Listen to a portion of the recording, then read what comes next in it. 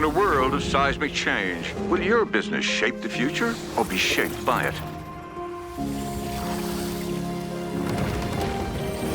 How will we capture the imagination of tomorrow's consumers?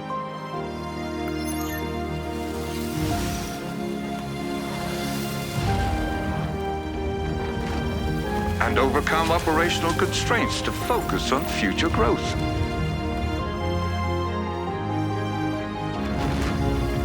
How will we harness technology and AI to shape the way we live our lives? And how will we unlock economic and social prosperity through environmental responsibility? With EY's full spectrum of services across sectors, we're all in to shape the future with confidence. 여러분 안녕하십니까? 오늘 사회를 맡은 EY한영 김규민입니다. 먼저 제5회 EY한영 모빌리티 컨퍼런스에 참석해 주신 여러분께 진심으로 감사드립니다. 본 컨퍼런스는 미래 모빌리티 시대 흐름에 대응하는 한국 모빌리티 사업자의 사업혁신과 성장에 기여하는 것을 목적으로 하고 있습니다. 최근 AI의 등장으로 자동차 산업 전반에 유례없는 변화가 찾아온 가운데 EY한영 전문가분들을 모시고 한국 모빌리티 업계의 사업적 고민을 함께 나누고 또 해결해보고자 합니다. 본 컨퍼런스는 지난 2021년을 시작으로 올해로 벌써 5회째를 맞이하고 있는데요. 1회부터 3회까지는 중견 부품사를 대상으로 전동화에 대비한 사업 포트폴리오 전환과 그 방법론에 대해 4회 컨퍼런스에서는 글로벌 공급망 붕괴에 따른 릴로케이션 방법에 대해 제언한 바 있습니다. 올해 컨퍼런스에서는 AI 모빌리티 시대에 적극 대응하기 위한 방법 및 고려사항을 주제로 제언드릴 예정입니다. 본 컨퍼런스의 순서에 대해 먼저 소개드리겠습니다. 첫 번째 순서로 글로벌 모빌리티 섹터 리더인 율리카 에클레프 파트너의 인사 말씀이 준비되어 있습니다. 다음으로 EY한영 모빌리티 섹터 리더인 권영대 파트너께서 산업 환경의 파괴적 전환, 생성형 AI의 등장에 대해 말씀해 주시겠습니다. 이어서 첫 번째 세션에서는 마찬가지로 권영대 파트너께서 모빌리티 섹터를 중심으로 AI 활용을 통한 사업 기회에 대해 말씀해 주시겠습니다. 두 번째 세션에서는 EY한영 모빌리티 섹터의 전략 재무 담당이신 정용호 파트너와 함께 AI 사업, 기회 실현을 위한 실행 방안에 대해 알아보겠습니다. 마지막 세 번째 세션에서는 EY한영 모빌리티 섹터의 세무 담당 정일영 파트너께서 정부 정책을 통한 AI 투자에 대해 말씀해 주시겠습니다. 본격적으로 시작하기에 앞서 잠시 안내 말씀 드리겠습니다. 각 세션은 별도의 브레이크 타임 없이 1시간 30분 동안 순차적으로 진행될 예정입니다. 참고로 본 세션에 대한 자료는 별도 배포되지 않으므로 혹여 비즈니스 추진에 있어 EY 전문가의 도움이 필요하시다면 지금 화면 하단에 보여드리는 담당자 연락처를 저장해 주시거나 본 화면을 미리 캡처해 참고해 주시면 감사하겠습니다. 마지막으로 발표를 들으시면서 또는 평소 사업과 관련해 궁금하셨던 점들을 보이시는 화면의 우측 채팅창에 남겨주시면 30분간 Q&A 세션을 통해 답변 드리도록 하겠습니다.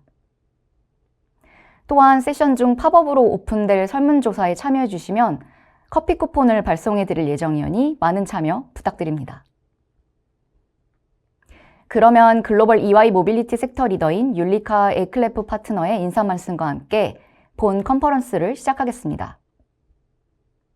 파트너께서는 급변하는 모빌리티 시대에 AI 트렌드와 그 중요성에 대한 인사이트를 공유해 주실 예정입니다.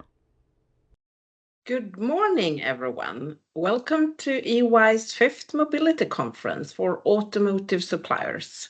I'm Ulrika Eklev, EY's global leader for the mobility sector.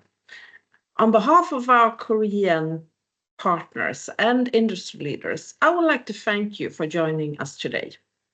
We are at an exciting time in the mobility sector, and this conference is a chance for us to explore how AI is changing our industry and how we can take advantage of these changes.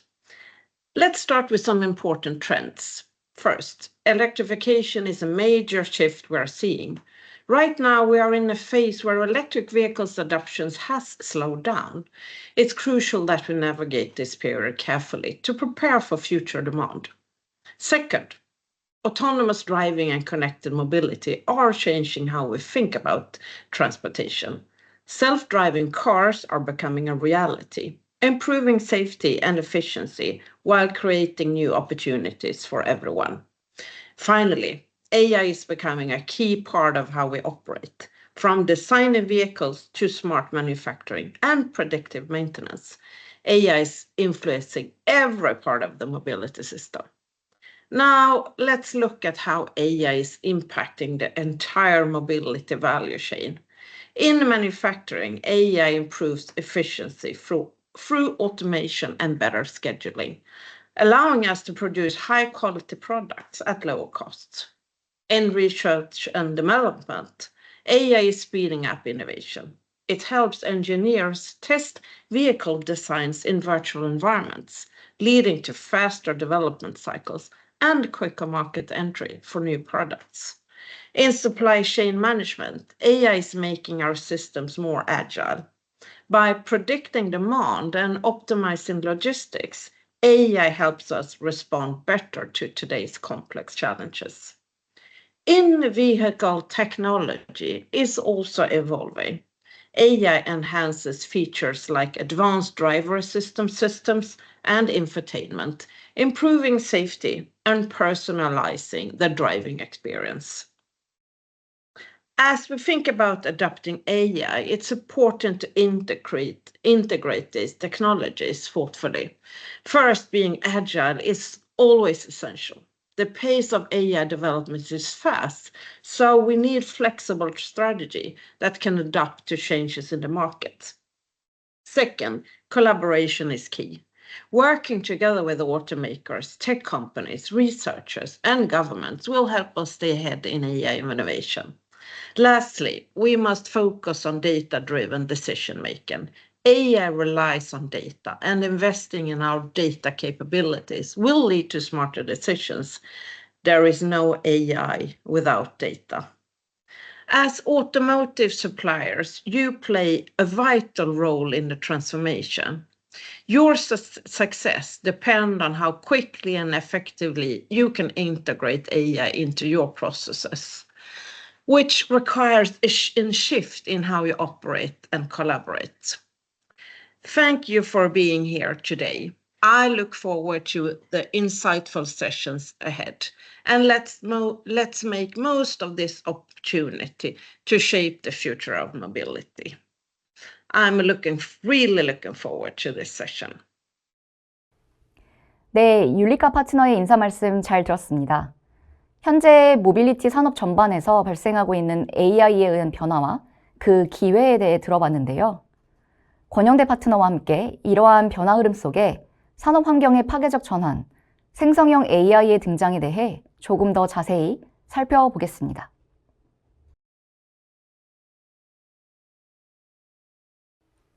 안녕하십니까. EY 한영 모빌리티 섹터 리전 리더 권영대 파트너입니다.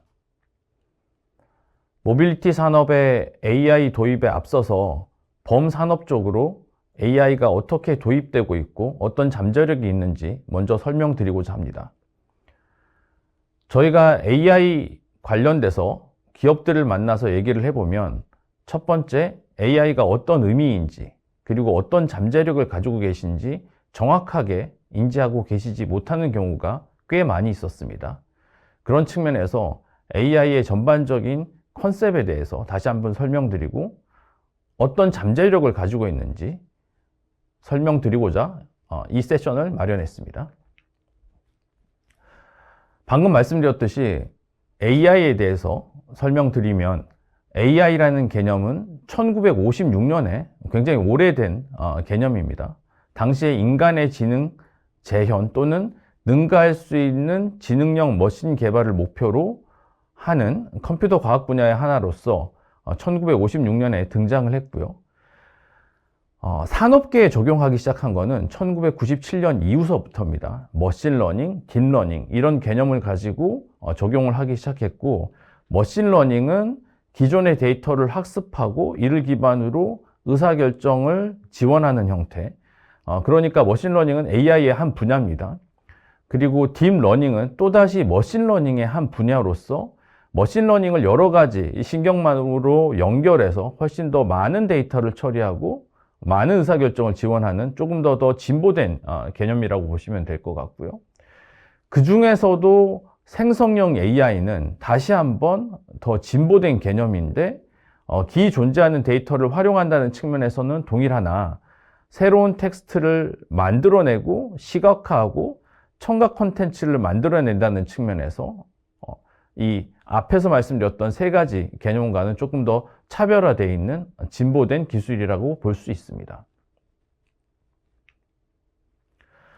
이 AI가 그러면 어떤 가능성을 가지고 있냐라고 하면 AI를 구성하고 있는 크게 이제 세 가지 구성 요소들이 필요합니다.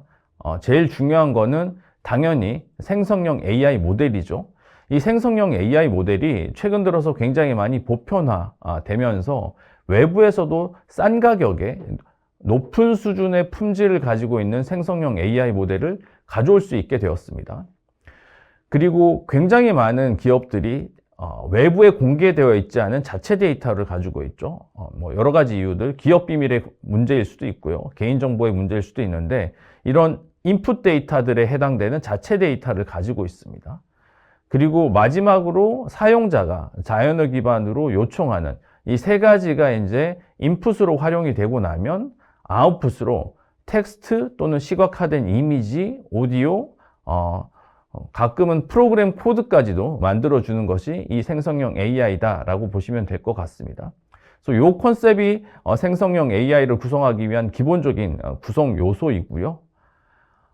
이 사전 학습되어 있던 데이터들 그리고 자체 데이터들 이것들이 지금 데이터의 양이나 질 모두 다 굉장히 풍부해졌고 사전 학습되어 있는 모델도 낮은 가격으로 도입할 수 있는 다양한 모델들이 있다 보니까 전례 없는 비즈니스적인 혁신, 부가가치 창출의 가능성들이 점점 더 높아지고 있는 상황입니다. 그렇다면 생성형 AI가 현재 어느 영역에서 활용되고 있느냐라고 하면 대표적으로 활용되고 있는 영역 몇 가지를 설명을 드리도록 하겠습니다. 뱅킹 영역에서도 많이 활용이 되고 있고요. 특히나 뱅킹 영역에서 초개인화된 서비스들, 그래서 개인에게 맞는 제품을 제시하거나 또는 초개인화되어 있는 제품들을 만들어내서 그거를 카탈로그로 형태로 만들어서 마케팅을 하거나 이런 영역에서 많이 활용이 이미 되고 있고요. 의료 서비스에서도 R&D 영역에서도 많이 활용이 되고 있고 보험 청구 영역에서도 많이 활용이 되고 있습니다. 그리고 아마 여기 오늘 참여해서 컨퍼런스를 들고 계시는 많은 분들 중에 이미 AI 에이전트와 콜센터를 전화해서 AI 에이전트와 대화를 했는데 AI 에이전트인지 모르는 상태로 통화가 끝나신 분들도 계실 수도 있어요. 그만큼이나 CS 업무에서도 많이 활용이 되고 있고요. 여러 가지 지식 관련되어 있는 서비스업이라든지 리스크 관리에서도 많이 활용이 되고 있습니다. 이런 활용에 의해서 향후에 사무직은 어떻게 변화될 것 같으냐면 이미 이제 굉장히 많은 반복적이고 수작업 중심의 업무들이 자동화되었죠. 예를 들면 매년 발간해야 되는 지속가능 경영 보고서와 같은 새로운 인풋들만 업데이트가 되면 되는 그런 보고서들은 이미 AI가 작업을 하기 시작했습니다. 근데 조금 더 시간이 지나면 아마도 이런 러닝을 통해서 대규모의 개인화되어 있는 컨텐츠, 제품, 서비스들을 공급할 수 있게 더욱더 한층 진화될 거라고 보고요. 이런 경험조차도 많이 쌓이게 되면 AI 스스로 비즈니스 모델의 파괴적 혁신 방안을 만들어내는 그런 모델까지도 진화할 수 있는 잠재력이 있다라고 저희들은 보고 있습니다. 앞에서 말씀드렸던 그 진화의 모델이라는 게 그럼 어느 영역이냐라고 하면 기업 내부의 모든 펑션에 적용이 가능하다라는 게 저희 생각입니다. 운영, 제품 및 서비스, 재무, 인사 조직, 마케팅 및 영업, 기술 개발, 법무, R&D 모든 영역에서 AI를 활용할 수 있는 충분한 가능성이 있고 이걸 기반으로 새로운 운영 모델이라든지 새로운 전략을 고민해야만 아마도 미래에 있는 변화되어 있는 환경을 계속해서 극복하고 리드할 수 있는 잠재력이 있을 거다라고 저희들은 생각하고 있고요. 이게 저희들만의 생각이 아니라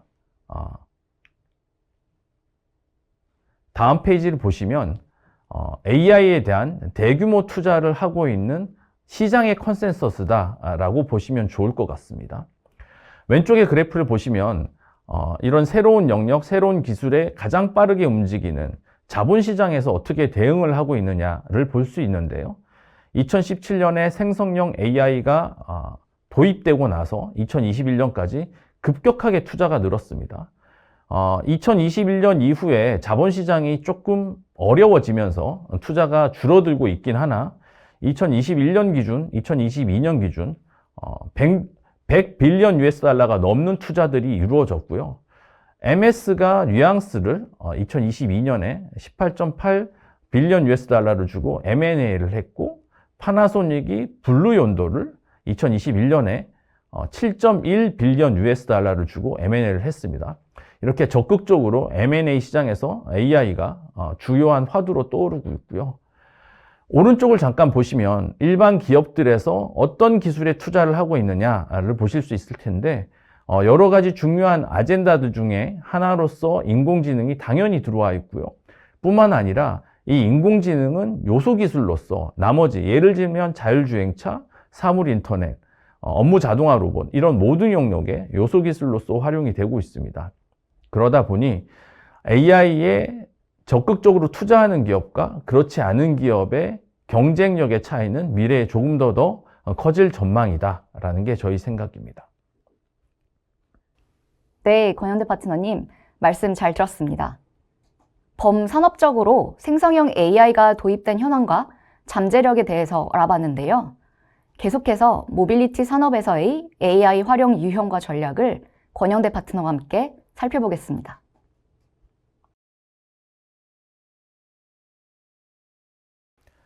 네, 방금 말씀하신 것처럼 모빌리티 섹터 중심으로 AI가 어떻게 활용될 수 있는지 알아보도록 하겠습니다.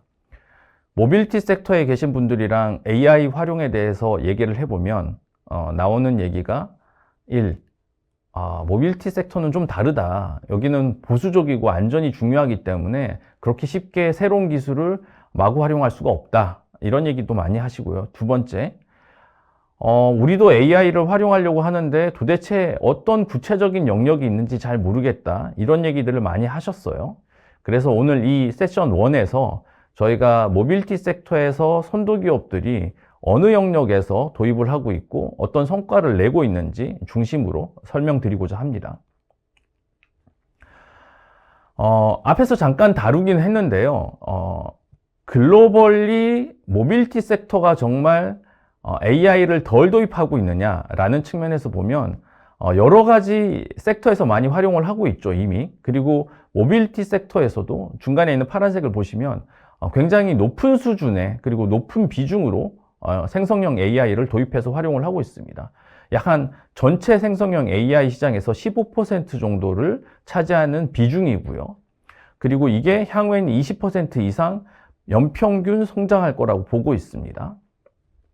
그래서 모빌리티에서도 AI는 적극적으로 이미 도입되고 있고 향후에는 더 열심히 도입할 것 같다라는 게 저희들의 예측이고요. 어느 분야에서 많이 도입을 하고 있느냐라고 하면 두 가지 관점으로 조금 나눠서 설명을 드릴게요.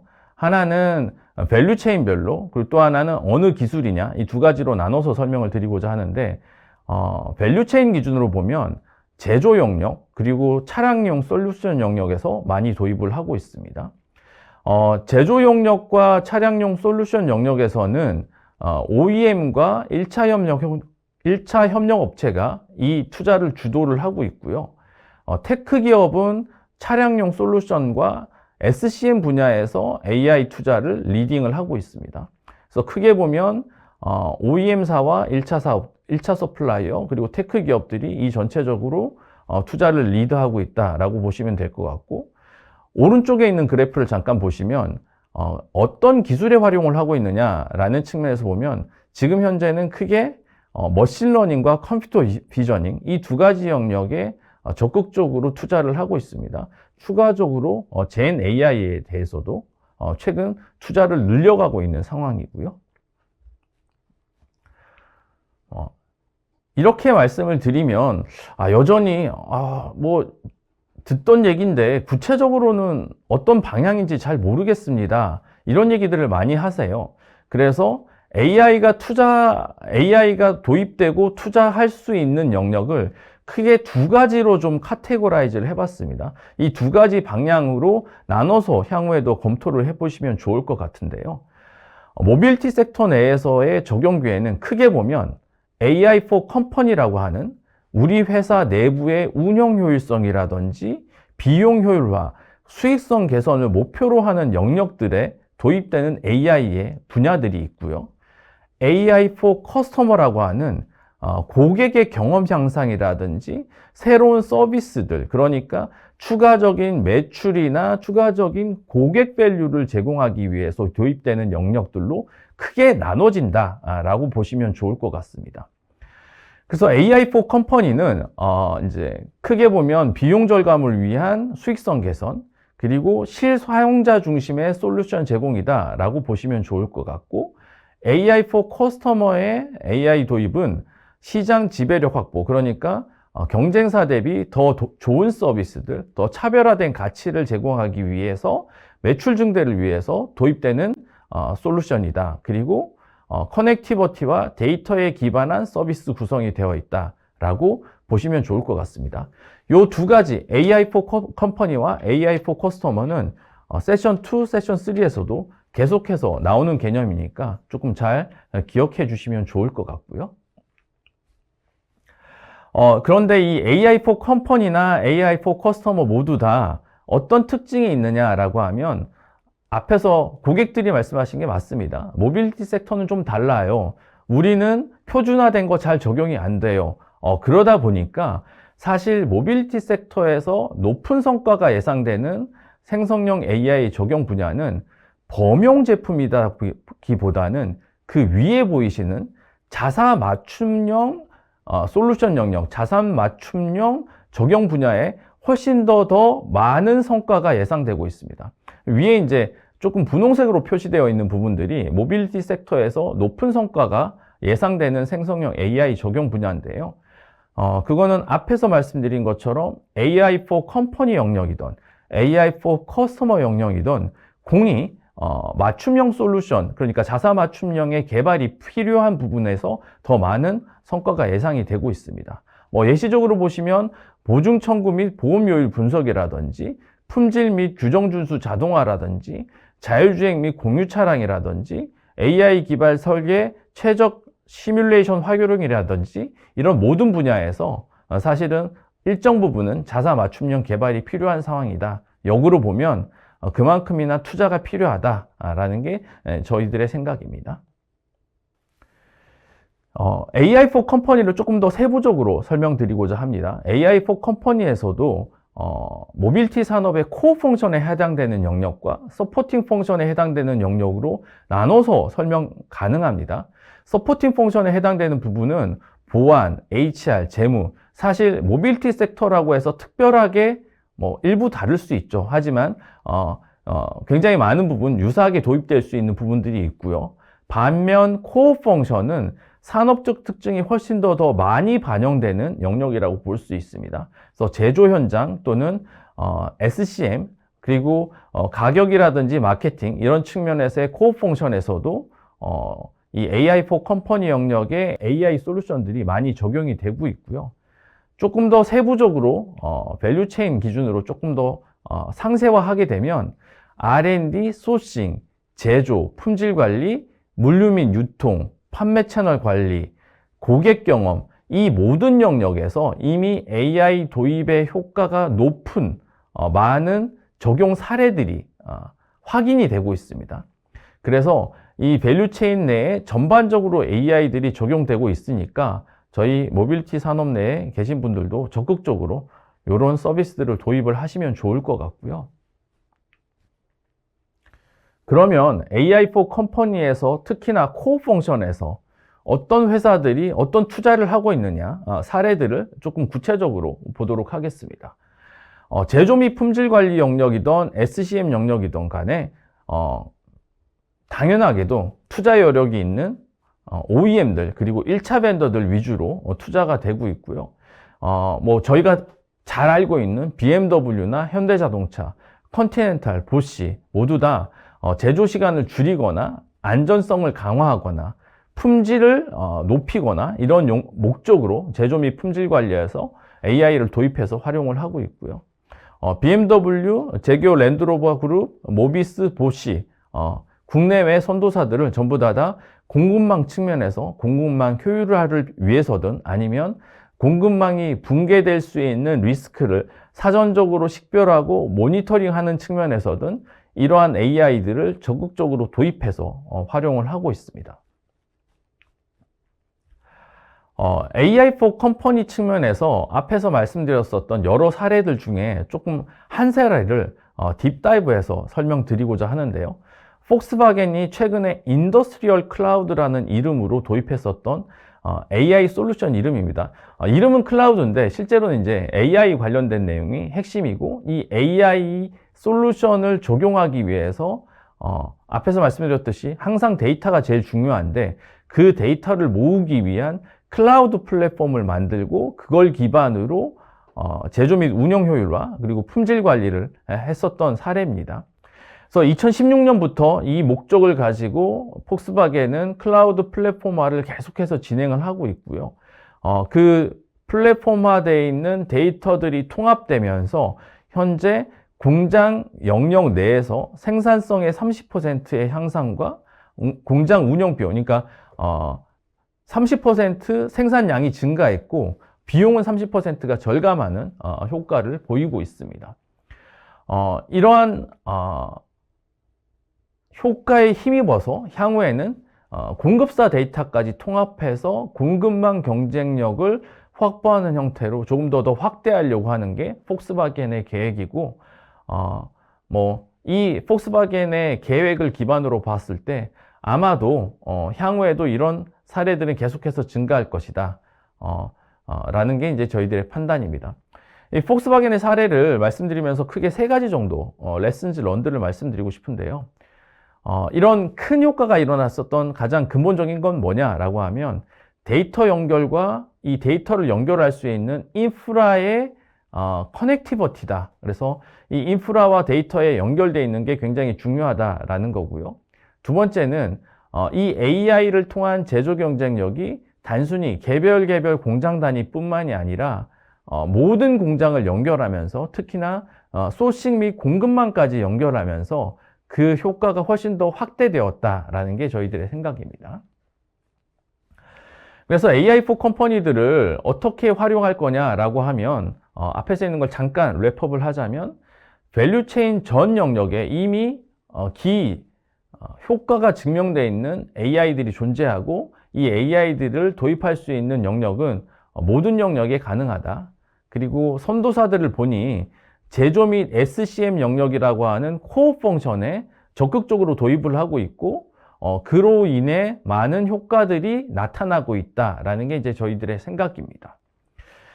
이것들 종합적으로 보면 아마 이제 아직 AI4 컴퍼니를 적극적으로 도입하지 않은 한국에 있는 많은 모빌리티 회사들은 아마도 패스트 팔로우 전략을 해야 되지 않느냐라는 게 저희들의 제언이고요. 패스트 팔로우 측면에서 베스트 프랙티스가 이미 존재하니 그 베스트 프랙티스 사례를 중심으로 선도사들이 어떻게 했는지 벤치마킹을 하고 그걸 빨리 쫓아가는 전략을 수립해야 될 필요가 있겠다라는 게 저희가 제언드리고 싶은 부분입니다. AI4 컴퍼니에 이어서 AI4 커스터머를 설명드리고 싶은데 모빌리티 산업에서의 AI4 커스터머는 결국은 차량에 적용되는 AI입니다. 현재 모빌리티 산업에서 AI4 커스터머가 실현되어 있는 영역은 크게는 두 가지 영역이라고 보고 있는데요. 첫 번째는 너무나 잘 알고 계시는 ADAS 영역, 자율주행과 주행 보조 시스템 영역, 그리고 스마트 코픽 영역, 이 두 가지 영역에서 현재는 AI for 커스터머가 실현되어 있고 나머지 영역은 아직은 조금 시간이 필요한 영역이다 라고 저희들은 생각을 하고 있습니다.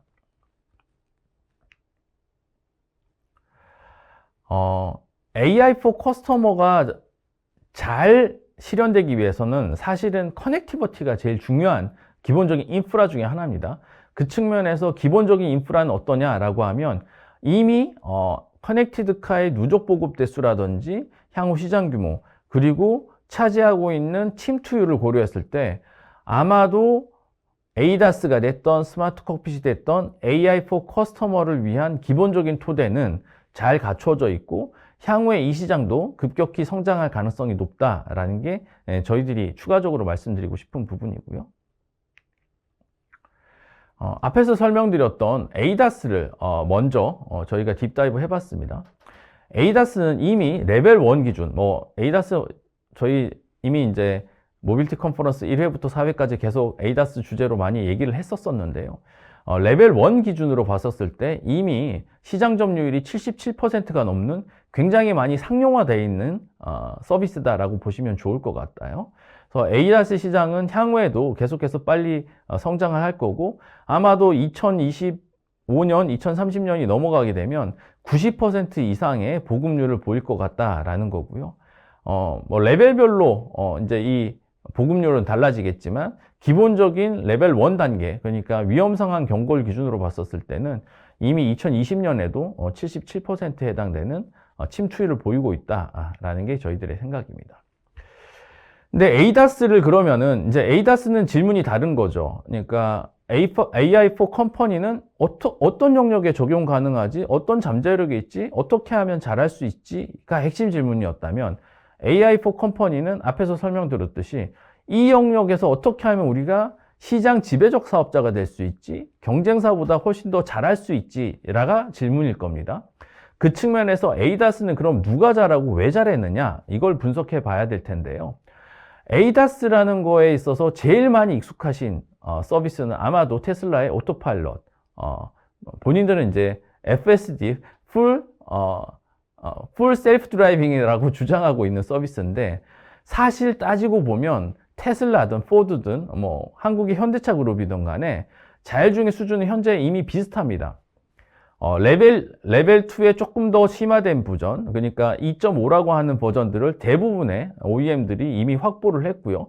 레벨 3의 완성된 모습은 아직 대부분 확보하지 못하고 있거나 이제 막 시작하고 있는 단계입니다. 이런 유사한 기술 수준에도 불구하고 실제로 시장을 선도하는 건 누구냐라고 하면 사실은 테슬라의 오토파일럿만 시장을 선도하고 있죠. 오토파일럿만 별도로 레버뉴를 굉장히 많이 창출을 하고 있고요. 수익원으로서 유의미하게 기여를 하고 있습니다. 그렇다면 왜 도대체 테슬라만 그러냐? 기술 수준이 비슷한데 심지어는 테슬라는 판매량 자체는 더 적은데 라고 했었을 때 AI for 커스터머의 가장 핵심적인 성공 방정식이 퍼스터 무버에 있기 때문이다 라는 게 저희들의 생각입니다. AI for 커스터머는 기본적으로는 퍼스터 무버의 어드밴티지가 굉장히 큰데요.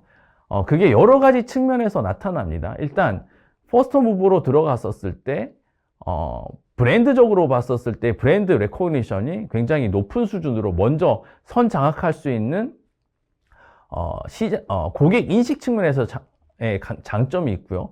근데 이 고객 인식적인 측면에서 장점이 어떻게 비즈니스 메커니즘으로 전환이 되냐라고 하면 기본적으로는 자율주행 서비스, 모든 자율주행 마찬가지지만 AI 마찬가지지만 데이터가 중요하고 데이터 규모가 중요합니다.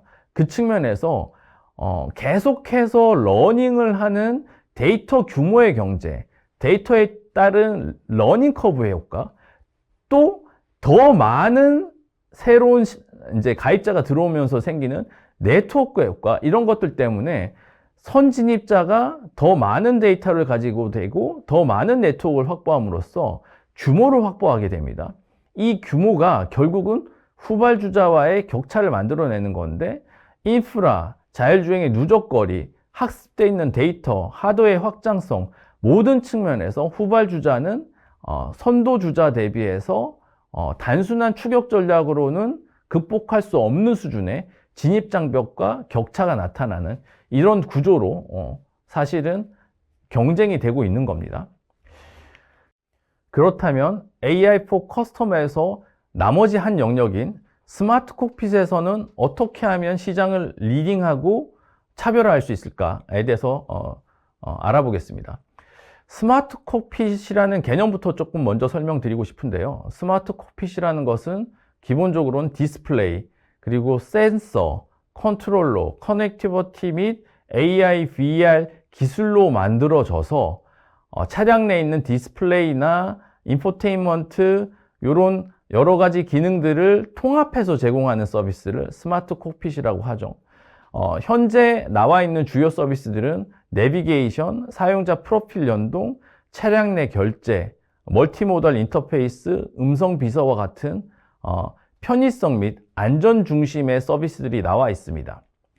그런데 스마트 콕핏은 현재 문제가 뭐냐라고 하면 자율주행처럼 킬러 서비스들이 명확하지 않은 거예요. 예를 들면 자율주행은 레벨 1서부터 위험 회피, 이게 우리 핵심 서비스야. 레벨 2는 고속도로 자율주행이 우리 핵심 서비스야. 이렇게 킬러 서비스들이 있었는데, 스마트 콕핏은 사실은 대표적인 킬러 서비스들이 어떤 것들이 있고 향후에 어떻게 나오겠다, 이런 모습들은 아직은 명확하지는 않은 상황입니다. 하지만 스마트 콕핏 관련돼서는 굉장히 큰 시장 잠재력이 있다라는 게 여러 가지 시장 전문가들과 리서치 기관들에서 얘기하는 바인데요. 예를 들면 스마트 콕핏의 하나의 서비스인 디지털 내비게이션 지도 시장 연평균 12.9%로 계속 성장할 거다. 인 비클 결제 시장 현재 9.1 빌리언 수준이지만 3년 이후면 12.7 빌리언 수준으로 급격하게 성장할 거다라는 게 스마트 콕핏이 가지고 있는 기본적인 잠재력으로 설명을 하고 있습니다. 그러면 AI4 커스터머, 특히나 스마트 콕핏에서 OEM들이 어떻게 도입을 하고 있고 어떻게 활용하고 있느냐라는 것들을 살펴보도록 하겠습니다.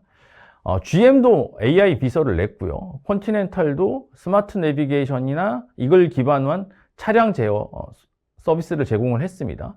그리고 BMW도 마찬가지 AI 비서 차량 제어, 그리고 혼다도 AI 비서들을 내고 있는데, 문제는 스마트 콕핏의 여러 가지 사례들을 쭉 봤었을 때 자율주행과는 조금 다른 부분이 있더라. 뭐가 다르냐라고 하면 기술 성능뿐만이 아니라 여러 가지 브랜드의 취향 차이, UX, UI의 경험 차이에 의해서 차이가 좀 생기는 것 같더라라는 게 이제 저희가 발견했었던 첫 번째 레슨이고요.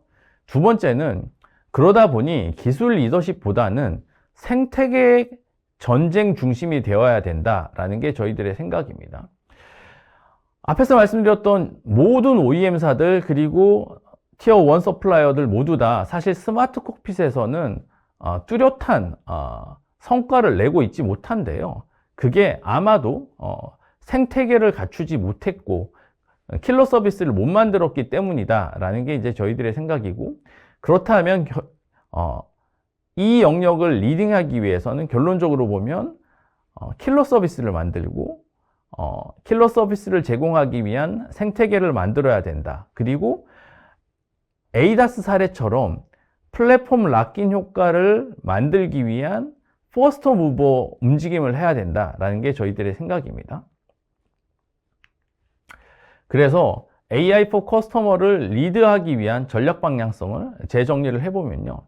AI4 커스터머는 앞에서 말씀드린 것처럼 현재는 많은 영역이라기보다는 자율주행과 스마트 콕핏 정도의 영역으로 제한적이다라는 거고요.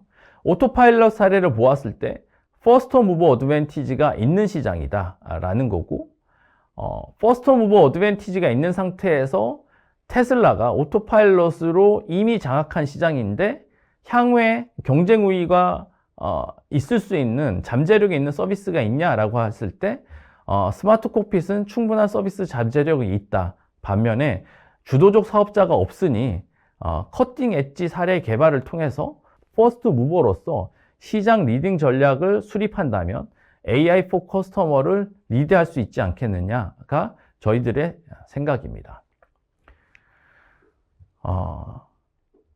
저희가 장밋빛들만 말씀드리고 할 수 있는 것들만 말씀을 드렸는데요.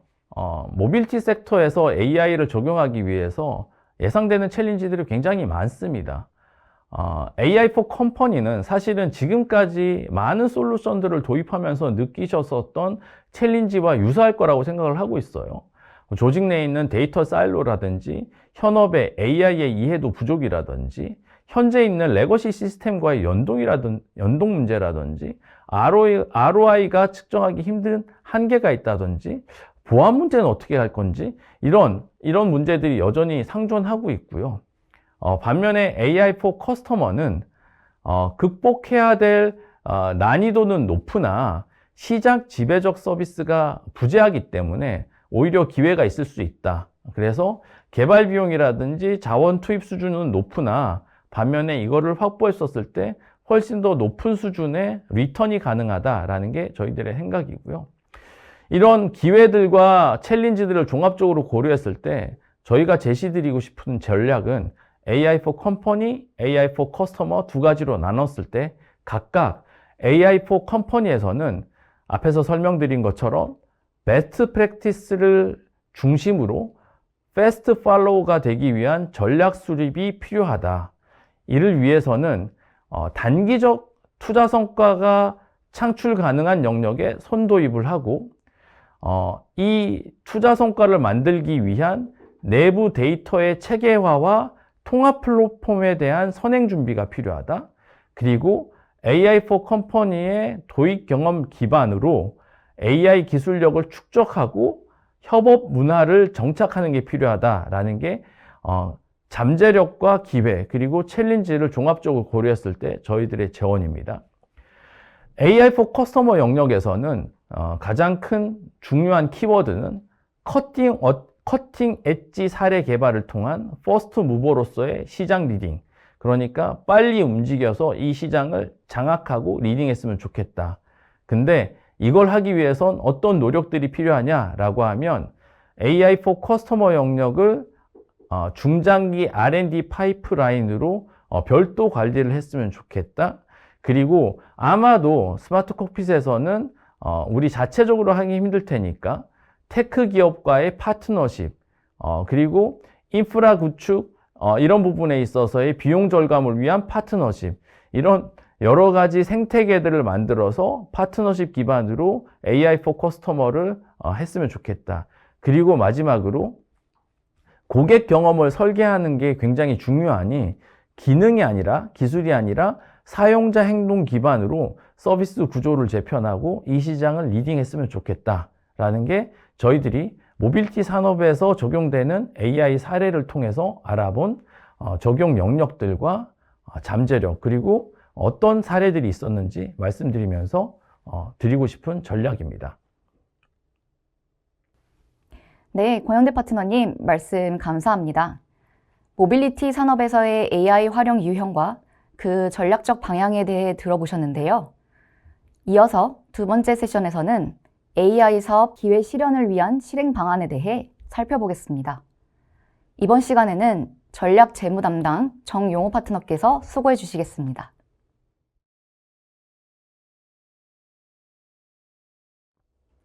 안녕하십니까. 모빌리티 섹터 재무자문을 담당하고 있는 EY한영 전략재무자문본부의 정용호 파트너입니다.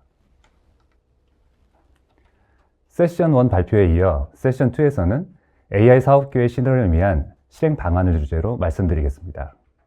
앞선 세션에서 AI 기술의 도입 및 적용의 필요성과 이를 위한 전략을 AI for 컴퍼니와 AI for 커스터머로 구분하여 제언을 드렸었는데요. 이번 세션에서도 AI for 컴퍼니, 커스터머 두 전략 카테고리별 실행을 위한 접근법을 구체적인 사례를 중심으로 말씀드리겠습니다. 먼저 AI 도입의 큰 그림을 그리는 실행 측면의 전략적인 틀로서 저희 EY는 바벨 전략을 제안드립니다. 이 전략의 핵심은 마치 바벨의 양 끝에 무게를 두어 균형을 잡듯이 서로 다른 두 가지 목표, 즉 현재 운영의 효율성 극대화와 미래 혁신의 동력 확보를 동시에 추구하여 AI 시대에 적합한 지속 가능한 성장의 틀을 완성하는 것입니다. 이 바벨 전략은 두 가지 서로 다른 기술 초점과 목표를 설정하는데요. 한편으로는 검증된 AI 기술을 활용하여 현재의 운영 효율성을 높이고 비용 절감과 품질 개선, 이러한 즉각적인 성과를 추구하는 것입니다. 이는 시장에서 이미 검증된 솔루션을 빠르게 도입하는 패스트 팔로워로서 주로 내부 프로세스 개선을 위한 AI for Company 전략에 해당합니다. 구체적인 실행 방안으로서 왼쪽 하단에 보신 바와 같이 먼저 회사의 운영 효율화 개선이 시급한 부분을 AI 도입 대상 프로세스로 선정을 하고 개선을 위한 최적의 솔루션 선정과 구축을 완료한 후에 파일럿 실행과 확산의 단계를 통해 신속하게 효과를 얻는 것을 목표로 합니다. 이를 위해 외부 해당 솔루션을 빌리거나 또는 라이센스를 하거나 협력하는 방식 등이 활용될 수 있는데요. 패스트 팔로워로서 얼마나 빠르게 실행할 수 있느냐가 방안 선택의 기준이 되겠습니다. 다른 한편으로는 AI 기술을 활용하여 기존의 틀을 깨는 혁신을 도모하고 시장에서의 차별화와 새로운 고객 경험 제공을 통해 미래 성장 동력을 확보하는 것입니다. 이는 외부의 아이디어와 기술을 적극적으로 수용하여 내부 혁신에 활용하는 오픈 이노베이션 전략이 필요하고요. 주로 고객 가치 창출을 위한 AI for 커스터머 영역에 해당합니다. 이처럼 외부 핵심 기술의 내재화를 위한 방안으로서 M&A, 조인트 벤처, 전략적 제휴, 스타트업 투자 등과 같은 통칭하는 M&A 프로세스를 거치게 되는데요. 오른쪽 하단에 보시는 바와 같이 내재화 대상 기술을 정의하고 이를 보유한 최적의 타겟 또는 파트너를 선별하는 딜 소싱 과정을 거쳐 거래 협상을 통해 완결한 후에 통합 과정을 거쳐 성과를 측정하는 순서로 이루어집니다. 먼저 AI for Company 영역을 말씀드리겠습니다.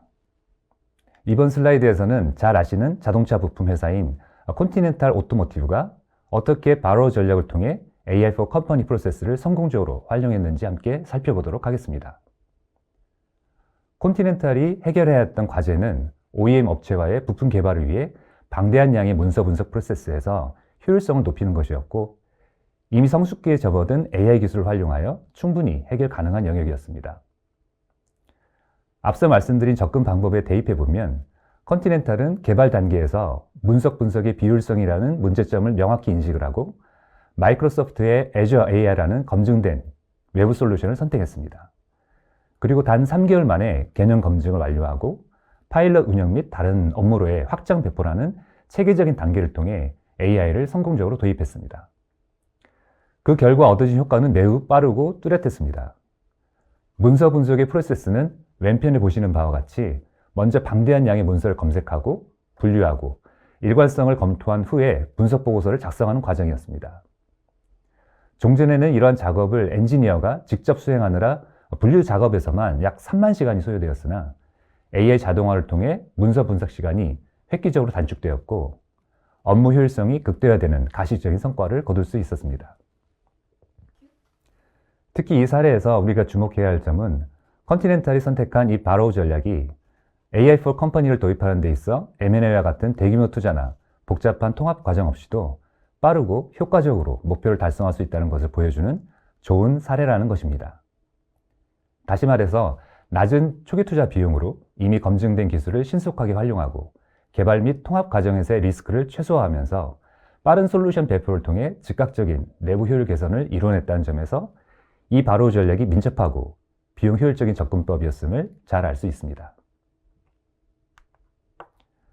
앞서 말씀드린 AI for Company 실행 프로세스 중에 제가 생각할 때 가장 중요하고 빠르게 시작되어야 하는 작업은 바로 첫 번째 단계, 즉 우리 회사에서 AI를 적용한 운영 효율화 또는 개선의 효과가 가장 클 것으로 예상되는 프로세스를 파악하는 것입니다. 이번 장부터 회사 운영 밸류 체인상에서 AI 적용이 가능한 프로세스 도입 효과와 이런 구체적인 예시를 말씀드릴 텐데요.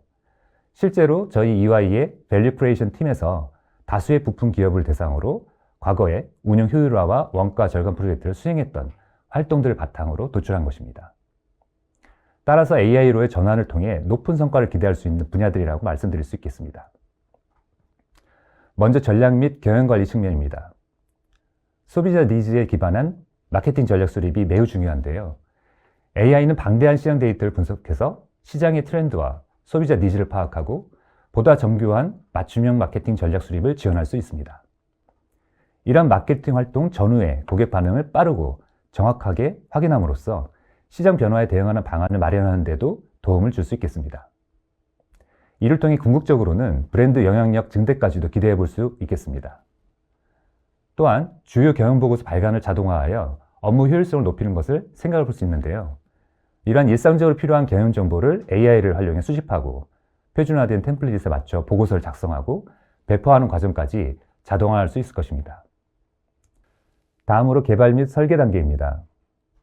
신제품 컨셉을 수립하는 단계에서도 AI의 혁신적인 활용이 가능합니다. 예를 들어 특정 제약 조건 하에서 다양한 디자인 옵션을 AI가 제시함으로써 최적의 설계를 지원할 수 있는 것이죠. 차량 성능이나 연비 향상과 같은 직접적인 제품 경쟁력 강화로 이어질 수도 있고 동시에 설계 프로세스를 단축시키는 효과도 기대할 수 있을 것입니다. 특히 개발 단계에서 신속한 결과 테스트 및 검증을 통해서 개발 일정을 단축하는 것은 운영 효율화뿐만 아니라 시장 경쟁력 측면에서도 매우 중요한 활동입니다. 과거 차량 모델이나 시뮬레이션 데이터를 학습한 AI는 새로운 디자인이나 부품 사양이 실제 환경에서 어떻게 작용할지 예측하는데 활용될 수 있습니다. 이를 통해 테스트 기간을 줄이고 안전 및 성능 기준을 충족하기 위한 개선 작업을 보다 빠르게 진행하여 결과적으로 신속한 시장 출시 가능성을 높일 수 있을 것으로 기대됩니다.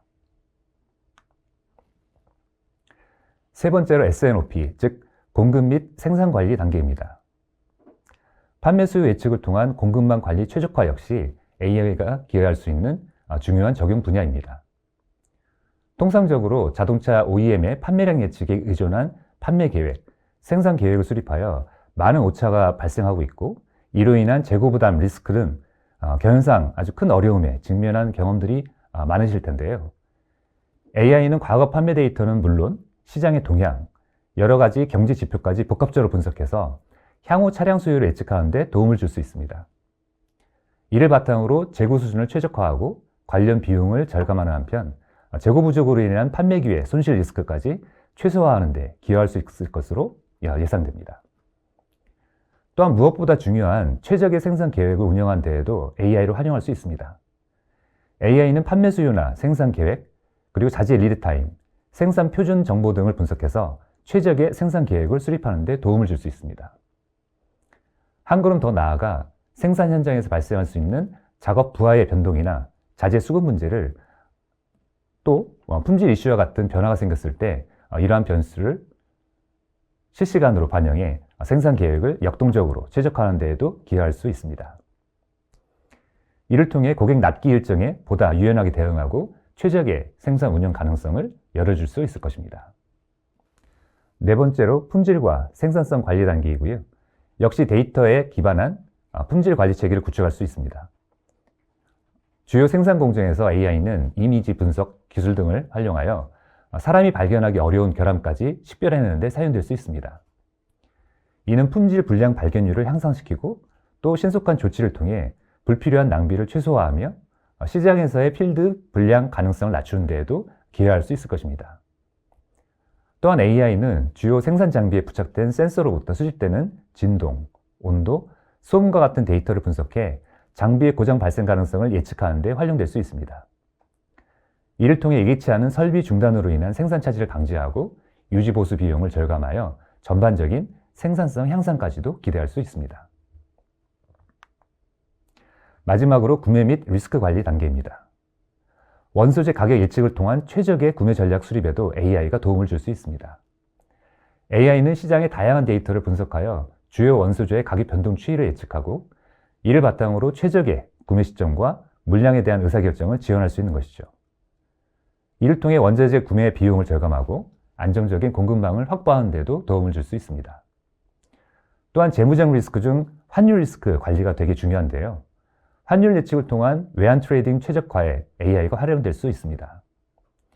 AI는 일별 환율 추세를 예측하고 이 정보를 실제 트레이딩 전략에 적용함으로써 매매 성과를 개선하고 환 리스크를 관리하는 데에도 도움을 줄 수 있을 것으로 기대됩니다. 지금까지 10가지의 액티비티들을 함께 살펴보셨습니다.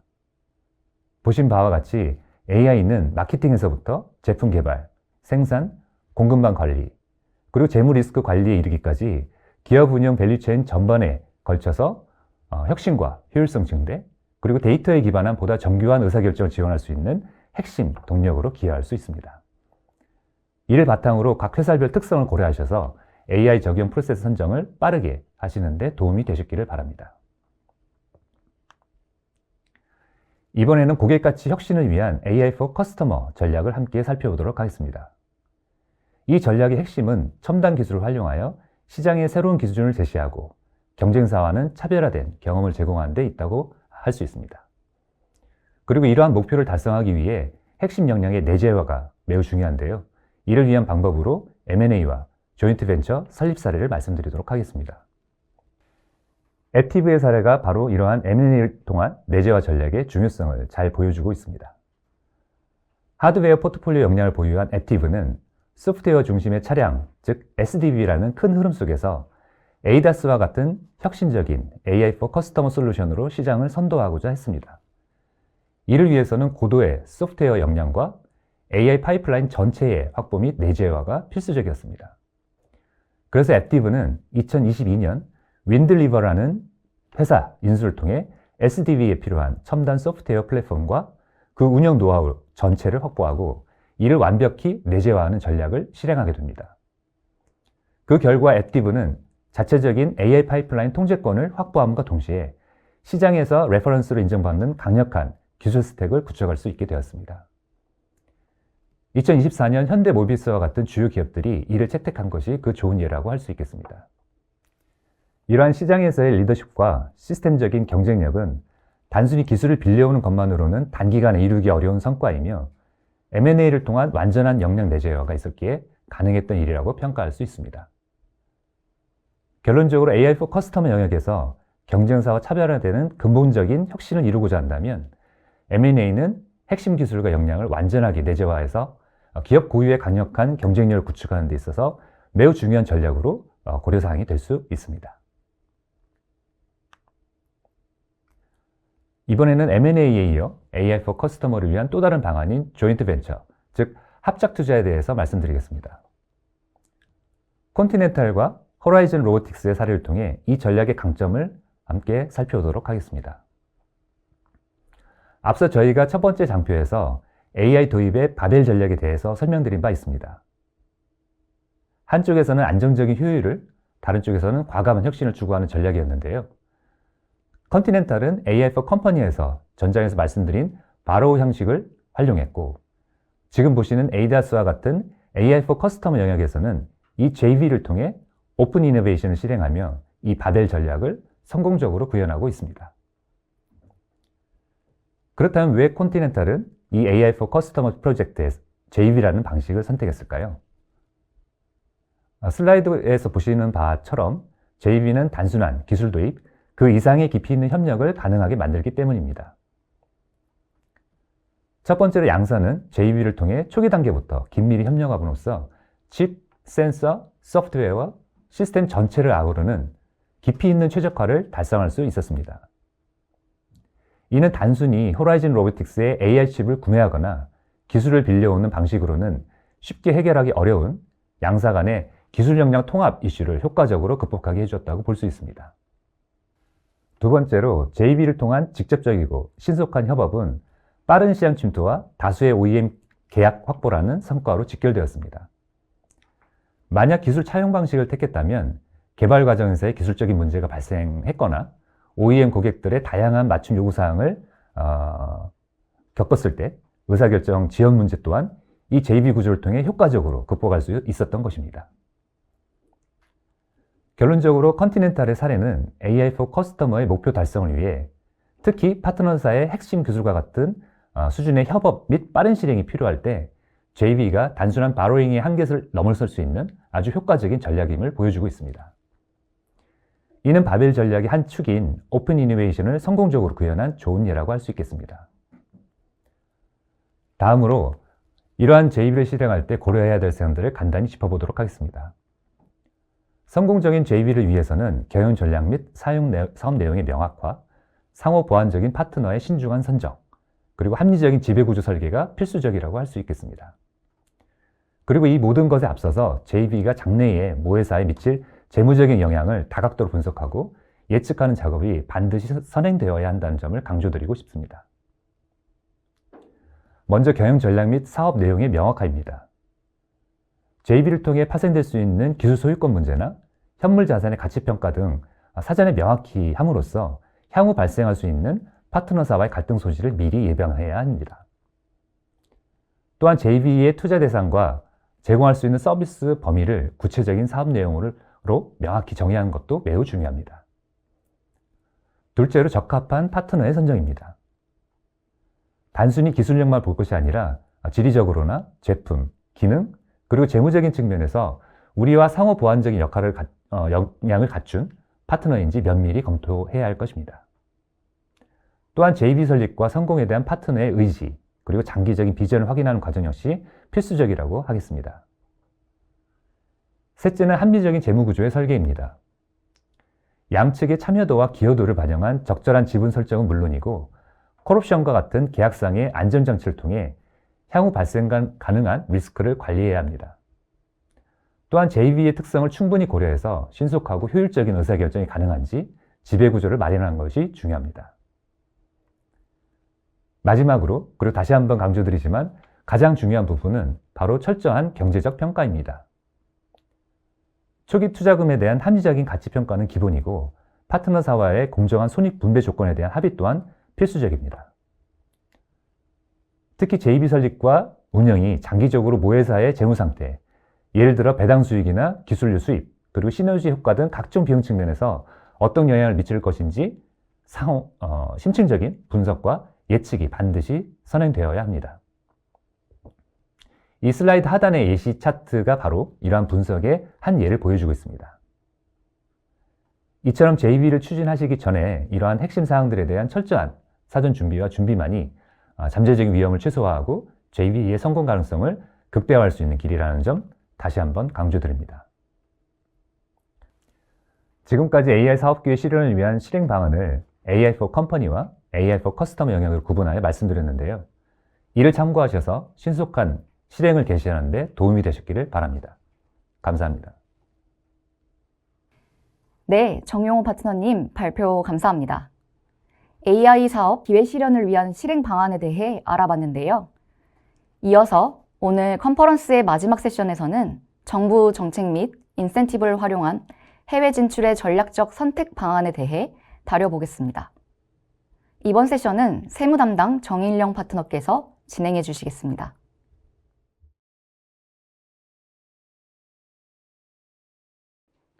안녕하세요. 저는 EY 한영 국제주세팀 정일영 파트너입니다. 이번 세션에서는 정부 정책을 활용한 AI 투자에 대해 살펴보겠습니다. 앞서 살펴본 바와 같이 AI for Company와 AI for Customer는 많은 기업들의 주요 사업 의제가 되었습니다. 이런 현상은 기업들에게 국한되지 않고 국가와 정부들에게도 중요한 정책 의제가 되고 있습니다. AI 산업 분야에서 주도권을 갖느냐, 갖지 못하느냐는 국가별 첨단 산업의 중요한 척도가 되었고 국력을 평가하는 기준이 되어가고 있습니다. 미국, 중국, EU 등 글로벌 리더들이 서로 한치의 양보 없이 진검승부를 겨루는 무한 경쟁이 시작되었습니다.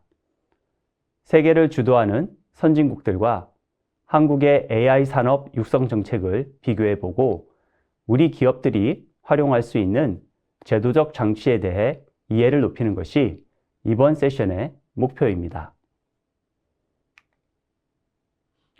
세계 최강국 미국은 자타공인 글로벌 AI 리더입니다.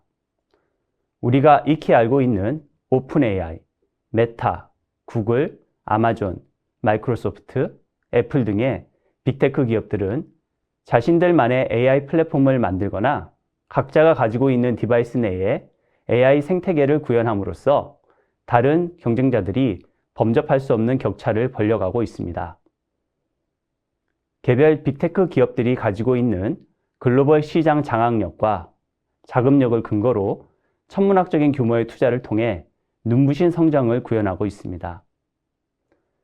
민간 빅테크 중심의 AI 개발에 힘을 더하고자 트럼프 2기 행정부는 스타게이트 프로젝트를 발표했습니다. 스타게이트 프로젝트는 미국 내 AI 인프라 강화와 AI 기술 경쟁력을 확보하기 위해 대규모 데이터 센터 건설 지원을 골자로 합니다. 스타게이트와 같은 인프라 지원 프로젝트에 더하여 AI 관련 규제 완화도 트럼프 정부의 특징 중 하나입니다. 과거 바이든 정부가 AI 안전성을 중시했다면 트럼프 정부는 규제 완화로 민간 혁신을 촉진하고 시장 주도적인 접근을 강조하고 있습니다. 트럼프 대통령은 미국 AI 리더십의 장벽 제거라는 행정명령을 통해서 AI 개발 관련 정부 규제를 완화하고 민간 부분의 혁신을 촉진하며 이념적 편향이나 사회적 의제에서 자유로운 AI 시스템 개발을 강조했습니다. 미국 기업이 AI를 개발하거나 AI를 제조 공정에서 활용하고자 하는 경우 미국 세법이 규정하는 연구개발 비용 세액공제 등의 혜택을 활용할 수 있습니다. 연방세법 41조에 의거 연구개발 목적에 부합하고 과학기술적 활동과 연관된 비용인 경우 과거 지출한 연구개발비 평균값을 초과하는 금액의 최대 20% 수준에서 세액공제가 가능합니다. 세액공제와는 별개로 현행 연방세법은 연구개발비를 자본화 후 상각하는 것을 허여합니다. 트럼프 대통령과 공화당 의원들은 현재 세금 감면 및 일자리에 관한 법률을 개정하는 과정에서 동조항을 수정하여 법인이 부담한 연구개발비를 당해년도에 전액 비용 처리하는 형태로 개정하는 것을 추진하고 있습니다. 연방정부와는 별개로 많은 주정부들이 주정부 차원에서 세액공제 등의 혜택을 제공하고 해당 지역에서의 산업 육성과 연구개발 활동을 장려하고 있습니다. 예를 들어 캘리포니아 주정부와 텍사스 주정부는 R&D 활동 및 투자와 연계된 세액공제를 제공하여 관할 지역 내 기업들의 연구개발 활동을 장려합니다. 아울러 많은 주정부들은 텍스 크레딧을 현금화할 수 있는 방안을 제시하고 해당 기업들이 세액공제를 단기간에 활용할 수 있는 기회를 제공하기도 합니다. 기타 방안으로는 바이든 정부에서 입법한 반도체법이나 인플레이션 감축법에 따른 투자세액 공제를 간접적으로 활용하는 방법과 AI 개발 인력 고용과 교육과 관련한 세액 공제 제도를 활용하는 방안이 있습니다. 개별 인센티브를 운용하는 주체마다 각각의 정책적 목표가 다름에 따라 개별 기업의 연구 개발 활동이 해당 프로젝트의 정책 목표와 지원 대상 범위에 부합하는지 검토하고 이에 부합한다면 제도를 충분히 활용할 것을 권고합니다. 중국은 AI를 국가 발전 핵심 전략 중 하나로 지목하고 다각적인 정책을 추진하고 있습니다. 중국의 대표적인 AI 지원 정책은 2024년 3월 전국 양회에서 발표한 AI 플러스 전략입니다. AI 플러스는 AI 기술을 전통 산업과 심층적으로 융합하는 것을 목표로 생산성을 높이고 자원 배분을 최적화하며 새 경제 성장 동력을 발굴하는 데 중점을 두고 있습니다. 중국의 AI 분야 종합발전 계획인 3중 나선형 전략 또한 주목해야 합니다. 이 계획은 인재 유치, 기술 자립, 정부 지원을 골자로 합니다. AI 인재 5만 명 추가 확보, 2026년까지 딥시크급 모델 3개 이상 육성, 중국산 AI 훈련용 칩의 내수율을 15%에서 35%까지 제고하겠다는 목표를 담고 있습니다. 또 하나 주목해야 하는 정책은 2024년 1월 중국 정부 7개 부처가 공동으로 발표한 미래산업 혁신발전 추진에 관한 실시 의견입니다. 이 실시 의견에 따르면 중국 정부는 2025년까지 미래산업 발전 모델의 기틀을 다지고 2027년까지는 첨단 핵심 기술의 산업화와 중점 산업의 규모화를 목표로 합니다. 미래산업의 6대 발전 분야는 높은 성장성과 여러 분야 간 교차 및 통합 가능성을 갖는 것이 특징입니다. 중국 정부는 해당 산업 분야의 기술 혁신과 사업화를 지원하기 위해 재정 지원을 확대하고 금융 및 조세제도 개선, 그리고 지방정부 특별기금 설립 등을 이행할 계획입니다. 이미 베이징, 상해, 선전 등 주요 지방정부에서는 지역별 경쟁 우위를 기반하여 미래 산업의 혁신 생태계를 조성하고 있으며 첨단 기술 개발 프로젝트에 대해 다양한 형태의 재정 지원 프로그램을 진행하고 있습니다. 중국 정부는 AI를 포함한 첨단 산업 개발에 다양한 세제 혜택을 제공합니다. 중국은 법정 조건을 만족하는 첨단 기술 기업을 고신 기술 기업으로 지정하고 법인세를 15%로 경감합니다. 그리고 2008년부터 실시한 추가 비용 공제 제도는 실제 지출한 R&D 비용보다 높은 금액을 비용으로 인정해 줌으로써 기업의 과세 대상 소득을 줄여주는 혜택을 제공합니다. 이에 더하여 부가가치세 및 소득세 감면 혜택도 제공하고 있습니다. 유럽연합은 독자적인 전략과 투자로 글로벌 AI 패권 경쟁에 참여하고 있습니다. 2025년 2월 프랑스 파리에서 열린 제3차 AI 행동 정상회의에서 폰델라이엔 EU 집행위원장이 발표한 Invest AI 이니셔티브가 대표적인 예입니다. Invest AI는 미국 내 AI 인프라를 구축하기 위해 민관이 협력하여 2천억 유로 규모의 펀드를 형성하는 것을 목표로 합니다. 이렇게 형성된 기금을 통해서 유럽 지역에 4개의 AI 기가 팩토리를 건설할 예정입니다. 유럽 집행위원회는 호라이즌 유럽과 디지털 유럽 프로그램을 통해 매년 10억 유로 이상을 AI에 투자하고 있으며 민간 부분과 회원국들로부터 추가적인 투자를 이끌어내 20년 동안 연간 200억 유로의 투자를 이행할 예정입니다. 이를 통해서 유럽은 AI 기술 개발과 AI를 통한 생산성 제고 프로젝트를 매년 증가시킬 것이고, 나아가 기초 연구와 응용 연구를 동시에 지원할 계획입니다. EU는 2024년 8월 AI 법을 발표하고 AI 개발, 사용에 대한 체계적인 규범을 설정했습니다. 하지만 AI법 시행 이후 많은 기업들과 기관들이 규제 적용 과정에서 많은 혼란을 겪었고 개발 활동에 제약을 받게 되었습니다. 유럽은 여전히 글로벌 AI 혁신 경쟁에서 뒤처지지 않으면서도 윤리적이고 효과적인 AI 규제 모델을 선도하겠다는 목표를 달성하기 위해 노력하고 있습니다. 독일과 프랑스 등 유럽 주요 국가들은 연구개발 활동과 관련하여 현금 보조금, 세액공제, 비용공제 등 다양한 세제 혜택을 부여합니다. 한국은 주로 세액공제 방식으로 AI 개발이나 AI를 활용한 생산 활동을 지원해 왔습니다.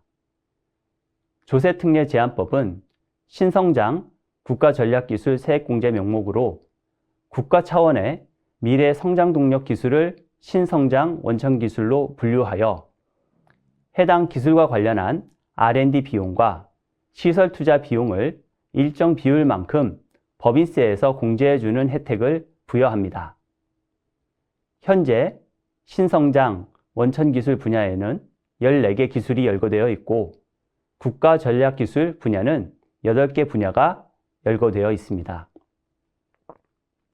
이 제도에 대해 주의할 점은 R&D 세액공제 사전심사 제도를 도입하여 기업의 기술이 법에서 규정하는 신성장 기술에 해당하는지 여부를 사전에 심사함으로써 기업들에게 제도 적용과 관련한 안전성을 부여한다는 것입니다.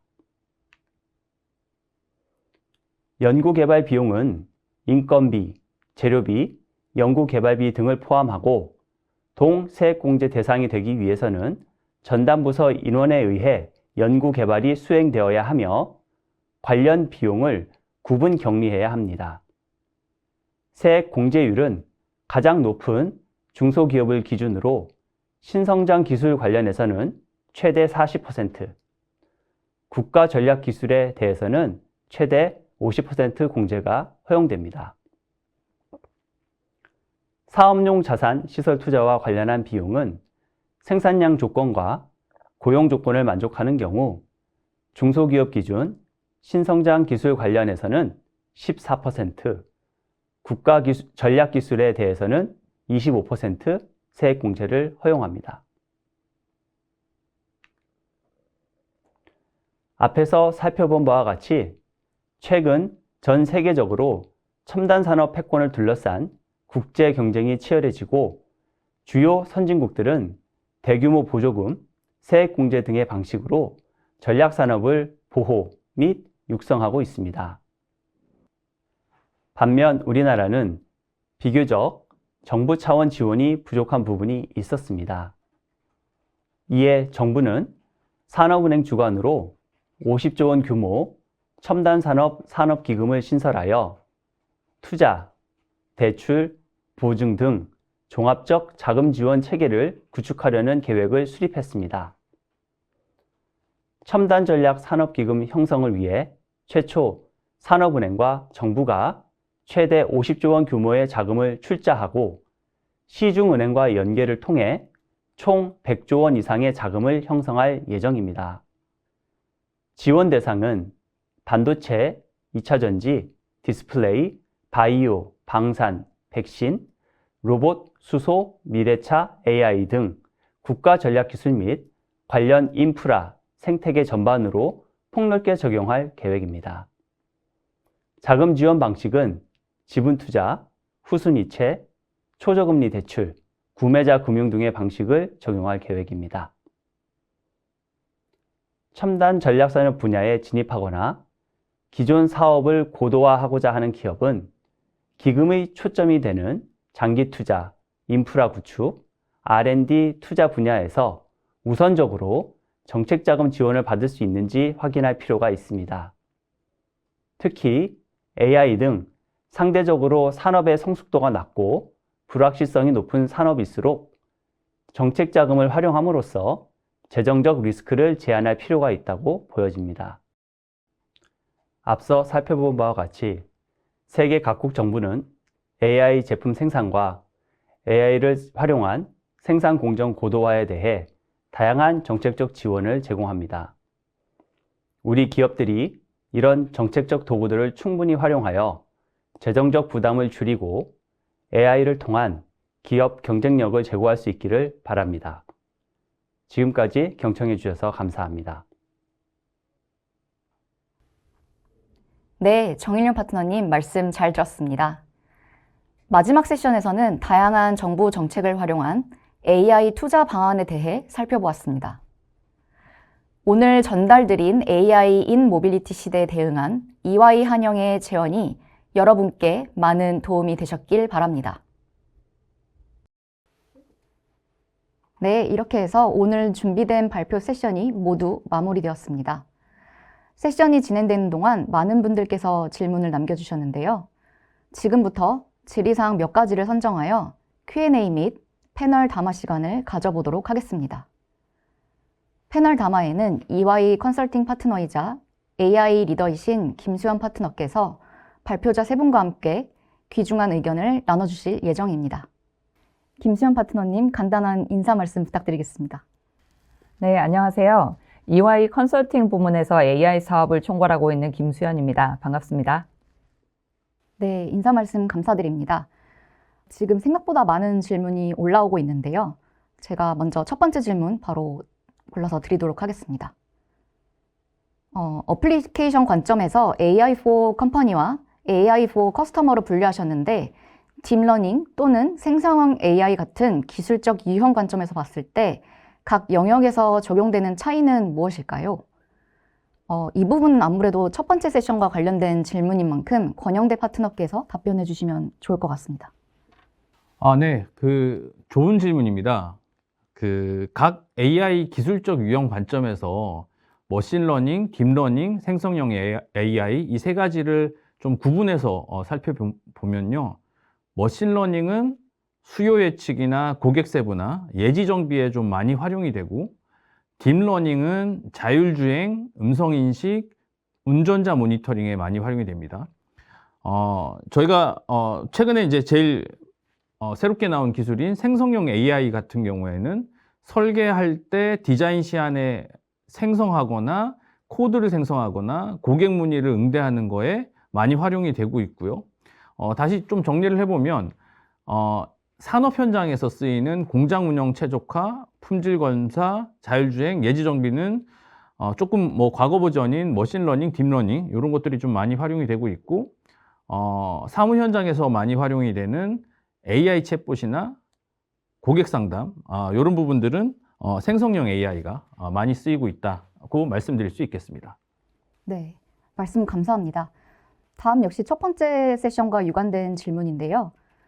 생성형 AI는 최근에 등장하기 시작해 곽강받고 있는데 자동차 영역에서 그 적용 가능성에 대해 구체적으로 설명 부탁드립니다. 호 ADAS 같은 부분에도 적용될 수 있을까요? 첫 번째니까 제가 답변하면 되는 거죠? 네, 맞습니다. 네네. 생성형 AI는 ADAS에 활용될 수 있을 겁니다. 그런데 현재까지 기준으로 보면 ADAS가 인간과의 인터페이스보다는 컴퓨팅을 하고 컨트롤링 하는데 조금 더 집중적으로 활용이 되고 있기 때문에 그런 측면에서 보면 ADAS가 활용하는 AI는 아마도 딥러닝, 머신러닝 이런 형태의 기술을 조금 더 활용할 가능성이 높고요. 반면에 이제 오늘 AI for 커스터머 관점에서 두 가지 서비스를 말씀드렸는데 ADAS 외에 스마트 콕핏이 있습니다. 스마트 콕핏은 인간 컴퓨터 인터페이스가 핵심이기 때문에 인간 컴퓨터 인터페이스에서 자연어 기반의 상호작용 이 영역에서 아마도 생성형 AI가 더욱더 중요해질 거라 질문에 제가 바로 답변을 드리면 스마트 콕핏에는 생성형 AI가 더 많이 활용이 되고 ADAS에는 현재 기준으로 보면 조금 제한적으로 활용될 가능성이 높다. 이게 제 답변입니다. 혹시 이 부분 관련해서 김수현 파트너님께서 첨언해 주실 부분 있으실까요? 네, 약간 추가해서 말씀을 드리면 생성형 AI가 이제 ADAS의 이제 핵심적인 역할을 하는 부분은 아니라고 하더라도 보조적인 역할을 할 수 있는 가능성이 충분히 있다라고 생각됩니다. 그래서 예를 들어서 이제 ADAS의 여러 가지 기능을 운전자가 음성 명령으로 제어하는 게 이제 하나의 시나리오가 될 수 있을 것 같습니다. 예를 들어서 앞차가 이제 너무 가깝다라든지 이런 이제 피드백을 음성을 통해서 줄 수 있는 거죠. 이제 그리고 또 다른 예를 이제 하나 정도 더 든다면 지금은 이제 주변에 장애물이 존재하는 경우에 이제 간단한 경고음을 통해서 이제 경고하는 그 체계라면 이제 이후에는 생성형 AI까지를 접목을 해서 주변에 있는 장애물이 그냥 이제 설치물인지 또는 이제 어린아이 같은 이제 그 사람인지 이런 부분에 대해서도 실시간으로 인식하고 그 운전자에게 이제 구체적인 경고를 주는 것도 이제 충분히 가능해질 거다라고 보여집니다. 그래서 이렇게 이제 ADAS 기술이 발전하는 데 있어서 차량 내에 이제 AI 역할에 따라서 생성형 AI가 운전 경험을 이제 증강시키는 데 중요한 보조 도구로 자리 잡을 수 있을 거라고 보고 있습니다. 네, 굉장히 구체적인 예시를 들어주셨는데요. 답변 감사합니다. AI for 컴퍼니 관련된 질문이 한 가지 더 들어와서 이어서 제가 권영대 파트너님께 질문 드리도록 하겠습니다. AI for 컴퍼니 관점에서 대부분의 영역에 AI 적용이 가능하다고 하셨는데 그러면 어떤 부분에 먼저 적용하는 게 좋을지 또는 우선순위를 고려하는 기준이 있을까요? 네, 일단 AI를 도입하게 되면, 단순히 이게, 기존에 있는 오퍼레이션의 하나가 얹어지는 형태가 아니라, 기존 조직의 운영 방식을 전체적으로 좀 변경을 해야 됩니다. 그러다 보니까 그 영향이라든지 아니면, 변화의 정도가 매우 크기 때문에, 어느 영역에 먼저 적용하고, 어떤 준비를 해야 되느냐, 이거는 당연히 굉장히 중요한 질문이라고 생각이 들고요.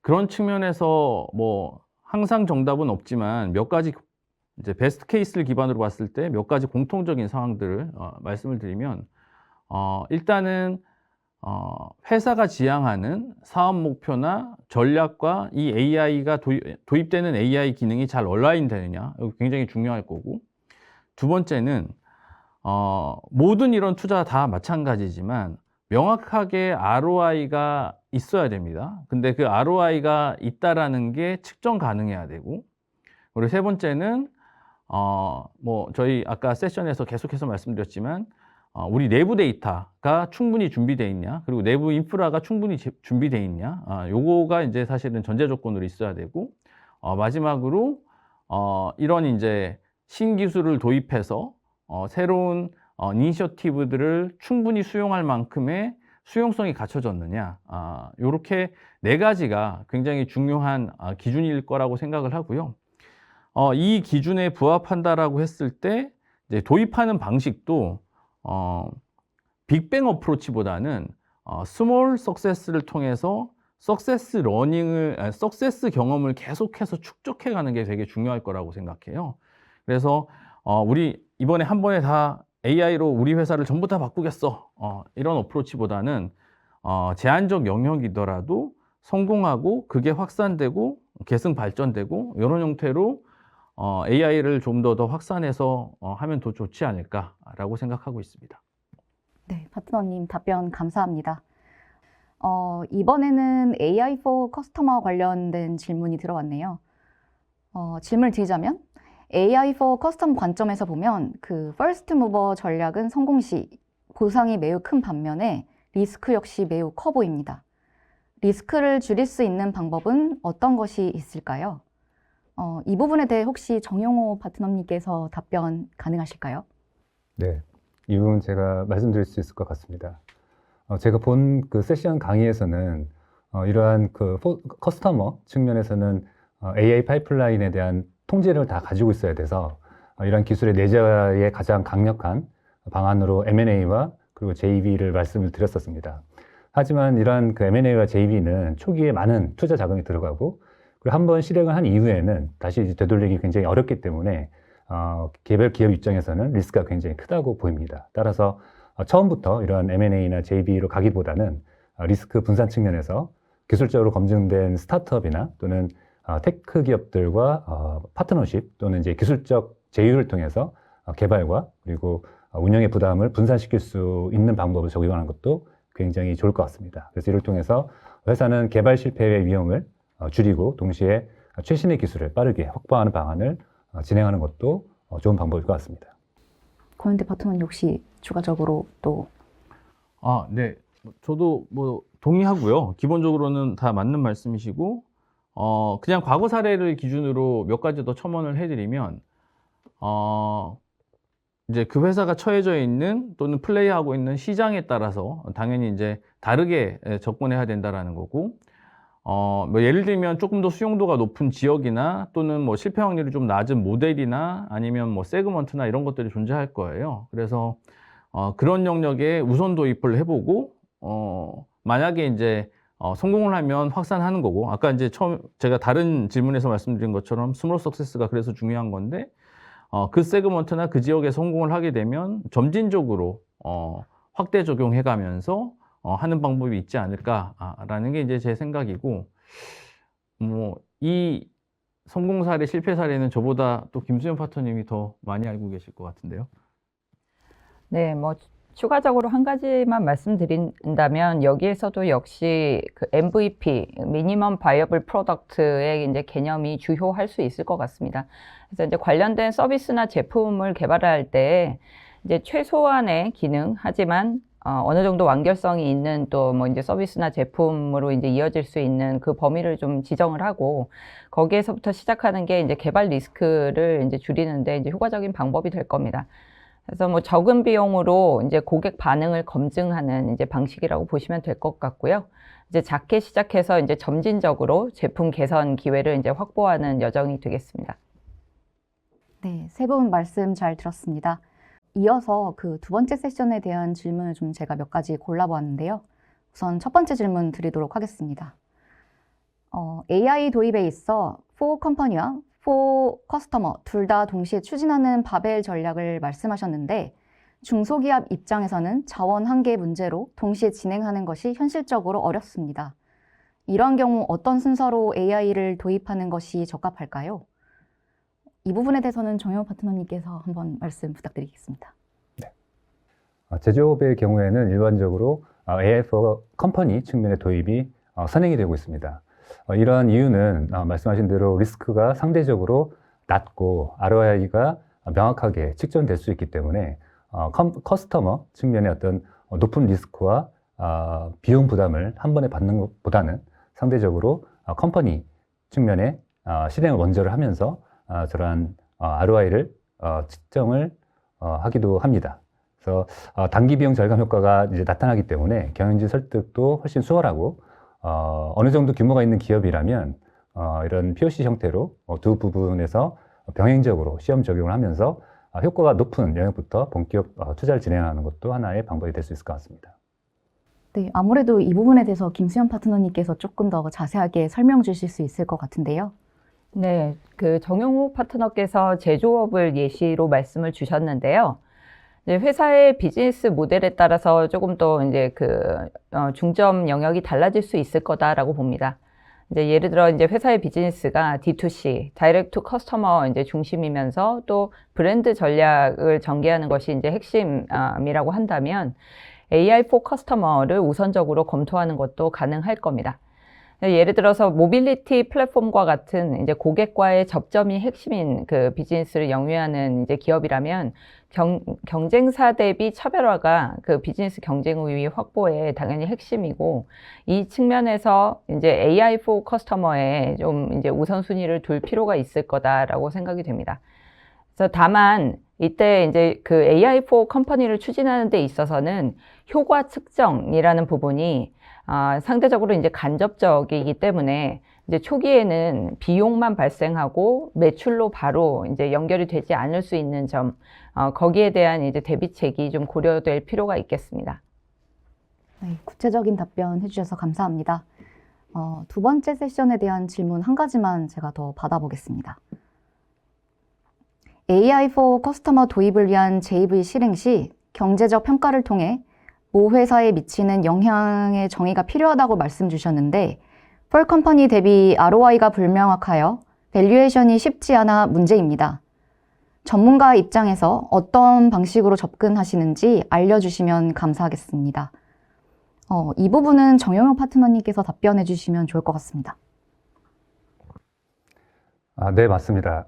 최근에 이런 AI 관련된 거래들이 늘면서 굉장히 밸류에이션 측면에서는 어려운 부분이 많습니다. 기존의 전통적인 캐시플로우 추정을 통해서 저희가 DCF라고 표현을 하는 방법론상으로는 사실은 AI for 커스터머 기업이나 이러한 거래들은 ROI가 간접적이고 매출 발생이 현재가 아닌 상당히 뒷부분에 나올 수 있기 때문에 밸류에이션이 좀 쉽지 않은 상황입니다. 하지만 이러한 밸류에이션의 근거 없이는 사실 이런 거래를 시작하거나 또는 설득이 어렵기 때문에 반드시 당사자는 물론 회사 내부를 설득할 수 있는 밸류에이션이 좀 선행이 돼야 되고요. 이럴 때는 벤처기업 대상 밸류에이션을 적용한 것도 대안이 될 수 있을 것 같습니다. 그래서 크게는 아까 말씀드린 DCF 대비 멀티플 적용이라는 방법인데요. 그래서 몇 가지 멀티플을 생각해 볼 수 있는데 첫 번째가 라이프타임 밸류를 정의를 해서 AI 도입으로 인한 고객 전환율 등 이런 것들을 고려해서 추가 수익을 기준으로 밸류에이션을 하는 방법이 있을 수가 있고요. 또는 이제 어느 정도의 작은 범위의 POC를 진행을 해보고 이러한 효과 축적을 위한 이제 KPI를 선정을 해서 그 KPI를 바탕으로 매출 기여를 측정하는 것도 방법이 될 수 있을 것 같습니다. 그래서 이러한 것들이 사실은 이제 기존에 이와 유사하게 이런 스타트업을 평가를 할 때 적용됐던 멀티플 방식이긴 한데 그래도 어쨌든 이 사업이 향후 창출할 것으로 기대되는 캐시플로우를 바탕으로 추정하는 게 가장 단단한 근거가 될 수 있습니다. 그래서 최근에는 이러한 AI 전문가들이 이 산업에 대한 CDD, 즉 커머셜 DD를 수행을 하고 회사 지시 사업 계획에 대한 어느 정도 시장에 대한 또 사업 계획에 대한 검증한 후에 캐시플로우 추정을 하는 것도 굉장히 필요한 방법이라고 생각합니다. 네, 정영욱 파트너님 말씀 잘 들었습니다. 질문이 계속해서 올라오고 있는데요. 시간 관계상 세 번째 세션에 대한 질문 몇 가지만 더 받아보고 마무리하도록 하겠습니다. AI는 AI 모델 관점에서 보면 소프트웨어인데 AI가 심어진 디바이스는 하드웨어로 인식될 수 있어 경계가 모호한 듯 합니다. 예를 들어 AI 스피커는 사실상 하드웨어지만 핵심은 AI 알고리즘일 텐데 정책 지원을 받는 데 있어 굉장히 복잡해 보입니다. 지원금 제도를 활용하기 위해서는 어떤 기준으로 분류하는 것이 적합할까요? 이 부분은 정일련 파트너께서 수고해 주시면 감사하겠습니다. 맞습니다. AI는 소프트웨어와 하드웨어 경계가 모호한 영역에 걸쳐 있기 때문에 각국의 세액공제 정책이나 보조금 체계도 AI 적용 맥락에 따라 분류되고 적용되는 방식이 달라지는 경우가 많습니다. AI가 적용된 장비라도 장비에 포함된 소프트웨어 개발 비용과 하드웨어 장비 개발 비용을 구분해서 관리함으로써 정책적 지원 대상이 되는 비용과 자산을 명확히 구분하는 노력이 필요합니다. 각국별로 해당 정책 적용에 실무적 차이가 있으므로 실제 현장에서는 컨설팅사나 세무 전문가의 도움을 받는 경우가 많습니다. 네, 말씀 감사합니다. 제가 정일련 파트너님께 한 가지 마지막 질문 이어서 좀 드리도록 하겠습니다.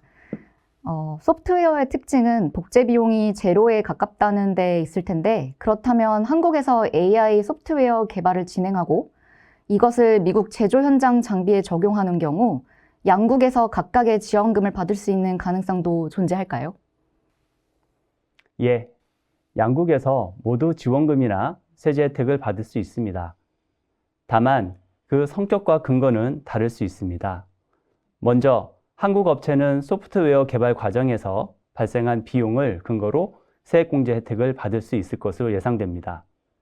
그리고 미국에서는 해당 소프트웨어를 장착한 제품을 생산하기 위한 공정과 관련한 연구개발이 있을 수 있는데요. 이런 부분에 대해서 세액공제가 가능할 것으로 보입니다. 추가적으로 해당 제품을 생산한 공장을 건설하거나 설비를 증설하거나 추가적인 고용이 창출되는 것 등을 근거로 해서 인센티브 수령이 가능합니다. 종합해보면 각국에서 수행하는 사업 활동과 투자 내역을 근거로 정책적 지원이 가능하다고 보시면 좋겠습니다. 혹시 김수현 파트너님 추가적으로 한 말씀 부탁드려도 될까요?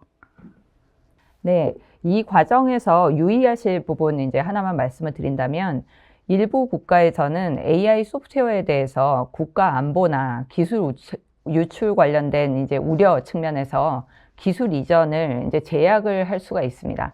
그래서 지원금을 이제 검토하시는 과정에서 이런 부분 이제 제약이 없는지 이제 살펴보실 필요가 있을 것 같고요. 이제 또 이제 AI 개발에는 이제 높은 수준의 전문 인력이 필요하기 때문에 AI 개발과 관련한 이제 인력 수급 문제가 해당 지역에서 이제 원활하게 이제 진행이 가능하겠는지 함께 검토해 보시는 것을 이제 권해드리고 싶습니다. 네. 이렇게 해서 여러분께서 보내주신 질문들 살펴보는 시간 가져보았습니다. 시간 관계상 올려주신 모든 질문에 답변 드리지 못한 점 양해 부탁드립니다. 오늘 컨퍼런스에서 전달드린 내용이 국내 모빌리티 사업자들로 하여금 새로운 활로를 찾는 데 도움이 되는 시간이 되셨길 바랍니다. 이것으로 제5회 EY 한영 모빌리티 컨퍼런스를 모두 마치겠습니다. 함께해 주신 여러분 감사합니다.